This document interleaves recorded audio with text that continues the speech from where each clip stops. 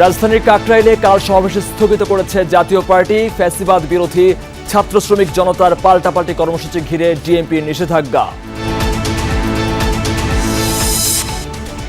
ফ্যাসিবাদের বিরুদ্ধে লড়াই এখনো শেষ হয়নি। যুব পুরস্কার বিতরণ অনুষ্ঠানে দুই উপদেষ্টা। কাল থেকে জুলাই স্মৃতি ফাউন্ডেশনের আর্থিক সহায়তা প্রদান শুরু। আমাদের টার্গেট হচ্ছে আমরা 200 শহীদ পরিবারের কাছে আমাদের যে আর্থিক সহযোগিতা সেটি পৌঁছে দিব। এটা ফিক্সড অ্যামাউন্ট না, প্রাথমিকভাবে একটি অ্যামাউন্ট নির্ধারণ করা হয়েছে। জাতীয়তাবাদী শক্তির বিরুদ্ধে আবারও ষড়যন্ত্র চলছে, অভিযোগ জয়নুল আবদিনের। সনাতন ভোট টানতেই মিথ্যা বিবৃতি দিয়েছেন ট্রাম্প, বললেন ডাক্তার জাহিদ। সবজির পর্যাপ্ত সরবরাহ থাকায় দামে ফিরছে স্বস্তি। আলু পেঁয়াজের দর ঊর্ধ্বমুখী, আড়তে নজর দেওয়ার তাগিদ।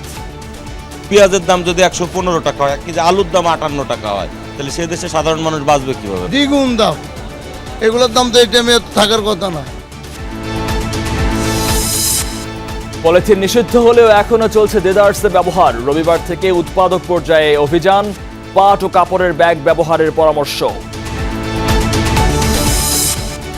শান্তকে অধিনায়ক করে আফগান সিরিজের জন্য বাংলাদেশ দল ঘোষণা। প্রথমবারের মতো ডাক পেয়েছেন জাকির ও নাহিদ। দলে ফিরলেন নাসুম আহমেদ। অভিবাসীদের দখলে চলে গেছে যুক্তরাষ্ট্র।